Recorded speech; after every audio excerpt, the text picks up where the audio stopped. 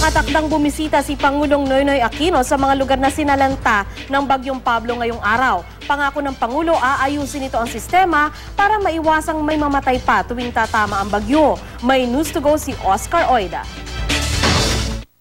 Sa kabila ng maagang preparasyon ng iba't ibang ahensya at kabi-kabilang weather forecast, bakit paulit-ulit pa rin daw na nalalagay sa alanganin ang buhay ng ilan nating kababayan tuwing may kalamidad?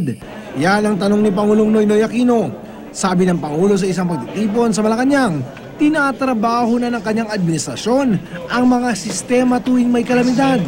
Di tayo titigil sa pagbuo ng mga bagong sistema at mekanismo upang sa lalong madaling panahon, hindi lang natin basta napapababa ang bilang ng mga biktima ng trahedya. Ang target po siyempre natin, wala ng buhay na may buwis sa mga oras ng sakuna. Nakatakdang bumisita ang Pangulo sa mga lugar na sinalanta ng bagyo ngayong araw. May 8 bilyong pisong pondo raw na nakalaan para matulungan ang mga biktima.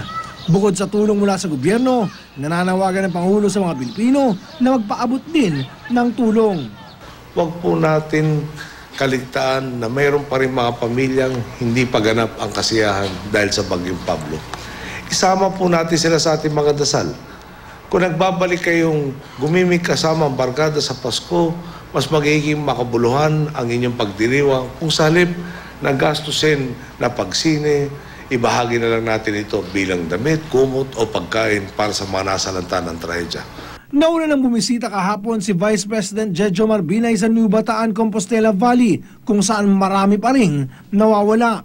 Ang importante muna dito ay makatulong muna dun sa immediate need.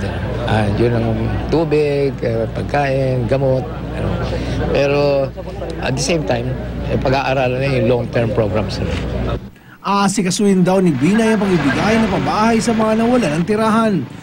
Sinabihan rin daw ni Binay ang mga lokal na opisyal na huwag nang hayaan makabalik ang mga residente sa mga lugar na may malaking chance na makaranas ng landslide at flash flood. Nakapag-inspeksyon na rin si DILG Secretary Mar Rojas sa mga nasalantang lugar sa Compostela Valley at Davao Oriental. Sa aerial inspection, hindi may kakailang matatagalan pa bago tuluyang makabangon ang mga lubang sinalanta ng bagyo. Tiniyak ni Rojas sa mga lokal na opisyal na tutulungan sila ng national government. Inaantay natin yung reports from the field kung saan kailanganin ng augmentation. But the initial response are already on site. Oscar Oida, GMA News.